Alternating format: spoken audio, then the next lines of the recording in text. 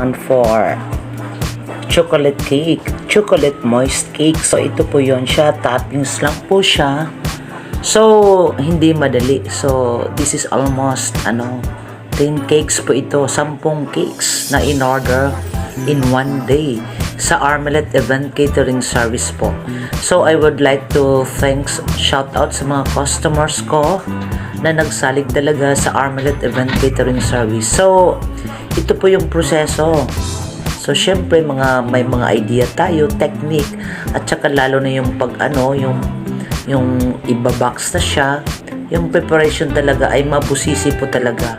So hindi madali yung paggawa ng cake. So syempre i-overnight chill yan siya para magiging talaga yung product pag delivery na.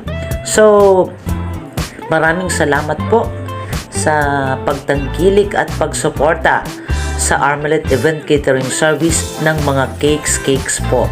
So very sensitive po talaga ang paggawa ng cakes. So tulad din ng tao, magiging sensitive tayo. Siyempre, hindi natin alam kung ano yung mga feedback ng customers natin.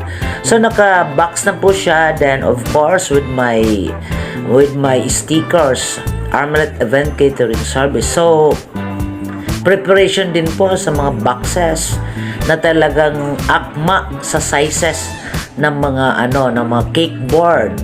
So yan po ang namin, no. So preparation din, syempre hindi yan basta-basta na lang. Kailangan bago ipasok or yung cakes. So ayun, kunting-kunting kembot talaga. Di talaga madali ang preparation ng cake. So maraming salamat po sa pagtangkilik talaga, and hanggang sa muli. Salamat.